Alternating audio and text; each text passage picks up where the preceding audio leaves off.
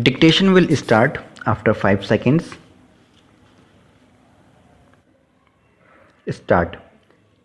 Excellencies, experts, academics, business leaders, policymakers, and my dear friends from across the world. Namaskar. I am delighted to join you at the fourth edition of the International Conference on Disaster Resilient Infrastructure. At the outset, we must remind ourselves that the solemn promise of the Sustainable Development Goals is to leave no one behind. That is why we remain committed to meeting the needs of the poorest and the most vulnerable by building the next generation infrastructure to realize their aspirations. And infrastructure is not just about creating capital assets and generating long term return on investment. It is not about the numbers. It is not about the money. It is about people. It is about providing them high quality, dependable, and sustainable services in an equitable manner. People must be at the heart of any infrastructure growth story. And that is exactly what we in India are doing. As we scale up the provision of fundamental services in India, from education to health, from drinking water to sanitation, from electricity to transport, and much more. We are also tackling climate change in a very direct way.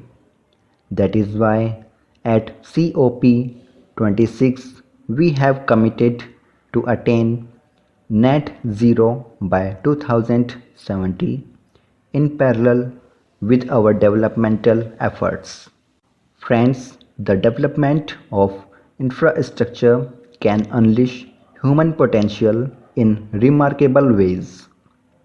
But we must not take our infrastructure for granted. These systems have known and unknown challenges, including climate change. When we launched the CDRI in 2019, it was based on our own experience and felt needs. When a bridge gets washed away in floods, when a power line is broken by cyclonic winds, when a communication tower is damaged by forest fires, it disrupts the lives and livelihoods of thousands of people directly. The consequences of such infrastructure damage can last for years and affect millions of people. So, the challenge before us is quite clear.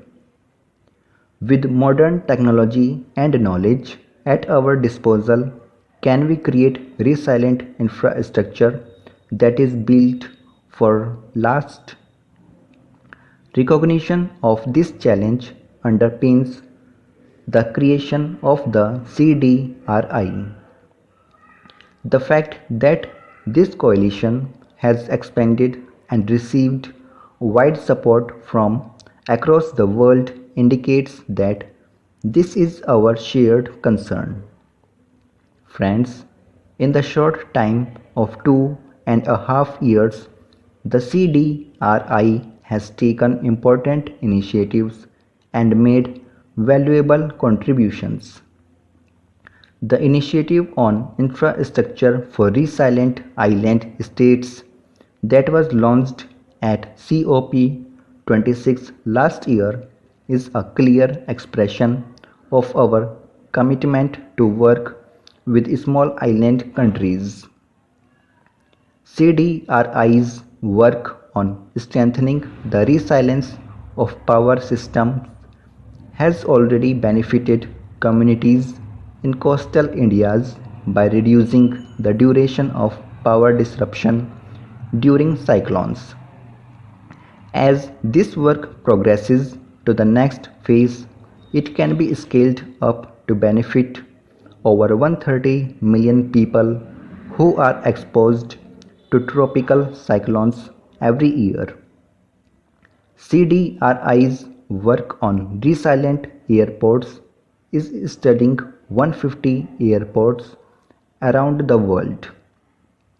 It has the potential to contribute to the resilience of global connectivity. The Global Assessment of Disaster Resilience of Infrastructure Systems, that is being led by CDRI, will help create global knowledge that would be immensely valuable. CDRI fellows from across the member states are already producing solutions that can be scaled up. They are also creating global network of committed professionals that will help shape a resilient future for our infrastructure systems. Friends, to make our future resilient, we have to work towards a resilient infrastructure transition, which is the primary focus of this conference. Resilient infrastructure can also be the centerpiece of our wider adaptation. Resilient infrastructure can also be the centerpiece of our wider adaptation efforts. If we make infrastructure resilient, we prevent disasters not only for ourselves but for many future generations. It is a shared dream, a shared vision that we can and we must translate into reality. Before I conclude, I would like to congratulate the CDRI and the United States government for co-hosting this conference. I also wish to extend my best wishes to all the partners who have co-created this event. I wish you all fruitful deliberations and productive discussions. Thank you. Thank you very much.